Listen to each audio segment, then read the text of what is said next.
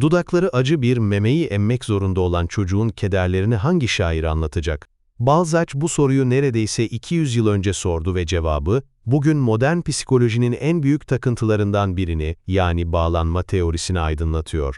Vadideki Zambak'ta Balzac, aşkı ikiye böler, ruhun meleksi, dokunulmaz aşkı ve bedenin yakıcı, dünyevi tutkusu. Ve bize bu ikisinin arasında kalan bir erkeğin her ikisini de nasıl yok ettiğini gösterir. Bu kitap, iki kadının değil, tek bir erkeğin kalbindeki iki farklı aşk arayışının trajedisidir. Romanın kahramanı Felix, hem Meryem Ana'ya hem de Venüs'e aynı anda tapmaya çalışır ama sonunda ikisini de kendi bencilliğinin çarmıhına gerer. Bize şunu fısıldar, idealize ettiğimiz aşk, gerçek hayatta karşımıza çıktığında onu yaşayacak cesaretimiz olmayabilir. Ve tutkunun ateşi, ruhumuzdaki boşluğu asla dolduramaz. Bu derin analizi yapan kişi, sıradan bir romancı değil. Honoré de Balzac, kendini toplumun doktoru olarak gören bir dahi. İnsanlık komedyası adını verdiği devasa eser projesiyle 19. yüzyıl Fransa'sının sosyal bir haritasını çıkarmayı hedefler. Onun için her karakter bir türün örneği, her roman bir vaka incelemesidir. Vadideki Zambak da bu projenin en kişisel, en acı dolu ve en psikolojik vakalarından biridir. Balzac burada sadece bir aşk hikayesi anlatmaz. Aşkın kendisinin otopsisini yapar. Romanın merkezindeki bu iki aşkı iki kadın temsil eder. Bir yanda vadideki Zambak, ta kendisi, Madame de Mortsauf, yani Henriette, evli iki hasta çocuğu ve zalim, akli dengesi bozuk bir kocası olan bir kadın. Henriette de, acıyla yoğrulmuş, görev bilinciyle yaşayan, kendini ailesine adamış bir azizedir. Felix için o, ulaşılamaz bir ideal, ruhani bir sığınaktır. Aralarındaki ilişki, dokunmanın olmadığı, bakışlarla, fısıltılarla, çiçeklerle konuşulan platonik, neredeyse dini bir aşktır. Diğer yanda ise Lady Dudley vardır. Ateşli, tutkulu, cüretkar bir İngiliz aristokratı. O, bedenin aşkını, sınır tanımayan arzuyu ve dünyevi zevkleri temsil eder. Henriette gökyüzü ise, Lady Dudley yeryüzüdür. Felix, bu iki kutup arasında parçalanır. Henriette'in yanında ruhu doyar ama bedeni aç kalır. Lady Dudley'in yanında bedeni doyar ama ruhu boşluğa düşer. Peki bu göksel aşkın nesnesi olan kadın Henriette, gerçekten bir melek miydi, yoksa kurban rolüne sığınan pasif-agresif bir tiran mı? Balzac iğne dehası, karakterlerini asla tek boyutlu bırakmamasında yatar. Henriette, şüphesiz bir kurbandır. Hayatı, hiç bitmeyen bir ıstıraptır.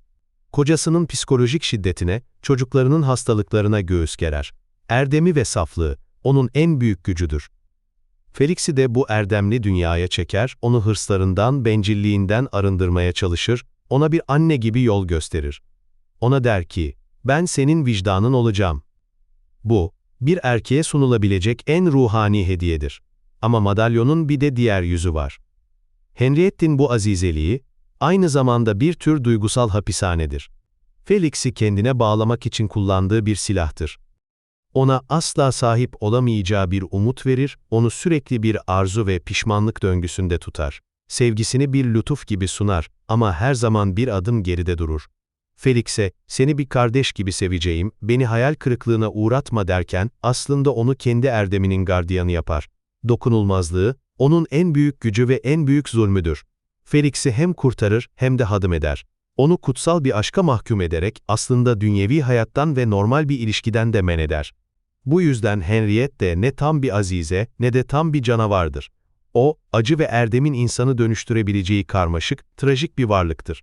Peki Felix, neden bu imkansız, bu acı dolu platonik aşka bir köpek sadakatiyle bağlı kaldı?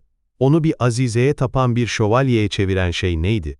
Cevap, romanın ilk sayfalarında, yani Felix'in çocukluğunda gizli. Felix, sevgisiz bir ailede büyümüş, annesi tarafından sürekli dışlanmış, kardeşleri tarafından hor görülmüş bir çocuktur. Duygusal olarak aç bırakılmıştır. Bu açlık, onun yetişkinlikteki sevgi arayışını şekillendirir. O, aslında romantik bir eş aramıyordur.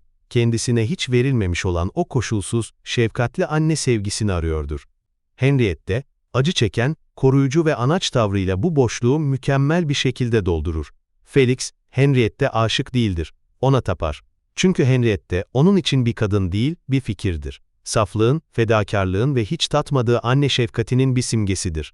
Bu yüzden Lady Dudley'in tamamen fiziksel, talepkar ve dünyevi aşkı onu bir süre sonra tatmin etmez.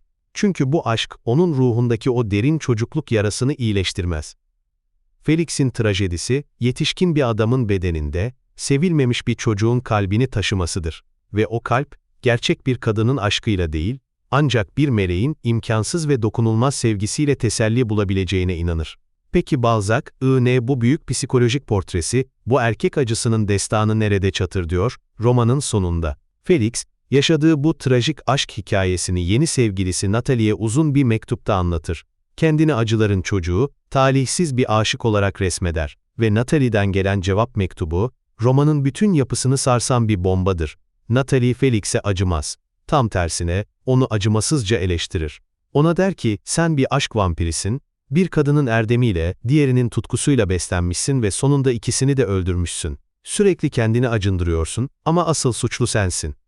Natalie, ne Henriette gibi bir azize, ne de Lady Dudley gibi bir şeytan olmayı reddeder. Ben senin kalbindeki hayaletlerle savaşamam, Ender. Sen sevmeyi bilmiyorsun. Bu son, Balzac'ın ne kadar ileri görüşlü bir yazar olduğunu kanıtlar. Felix'in trajedisini anlattıktan sonra, hikayeyi bir kadının gözünden yeniden çerçeveler ve aslında Felix'in ne kadar bencil, ne kadar narsist bir karakter olduğunu yüzüne vurur. Roman, böylece sadece romantik bir erkeğin acı dolu hikayesi olmaktan çıkar. Kadınları imkansız ideallere hapsederek, onları yok eden romantik erkek kibrinin bir eleştirisine dönüşür. Balzac, kendi yarattığı kahramanı bile acımasızca yargılamaktan çekinmez. İşte Vadideki Zambak'ı ölümsüz kılan da bu katmanlı yapısıdır.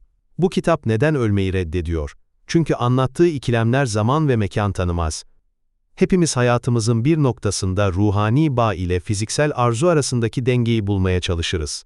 Hepimiz çocukluk yaralarımızın gölgesinde sevgi ararız. Ve hepimiz, bazen farkında olmadan, sevdiklerimizi kendi ideallerimizin kalıbına sokmaya çalışarak onlara zarar veririz. Vadideki Zambak, modern psikolojinin bağlanma bozuklukları, narsisistik kurban veya toksik ilişkiler gibi etiketlerle tanımladığı dinamikleri, bu etiketler icat edilmeden 100 yıl önce anlatır. Mutsuz aşkın anatomisini çıkaran bir el kitabıdır. Bize şunu gösterir: bir insanı sevmek, onu bir ideale dönüştürmek değil, onu kusurlarıyla, gerçekliğiyle kabul etmektir. Felix bunu asla başaramaz. O, kadınları değil, kendi hayalindeki kadın imgelerini sever. Bu yüzden de asla mutlu olamaz. Vadideki Zambak, ne kadar acı çekerse çeksin, ne kadar idealize edilirse edilsin, ruhani aşkın tek başına bir insanı doyurmaya yetmeyeceğini gösterir. Bedenin ve ruhun ihtiyaçları arasında parçalanan Felix, sonunda ne cenneti ne de yeryüzünü kazanabilir. Kendi kalbindeki sevgi açlığı, etrafındaki her şeyi bir kara delik gibi yutar ve geriye sadece pişmanlık bırakır. Ve işte bu yüzden ölmeyi reddediyor.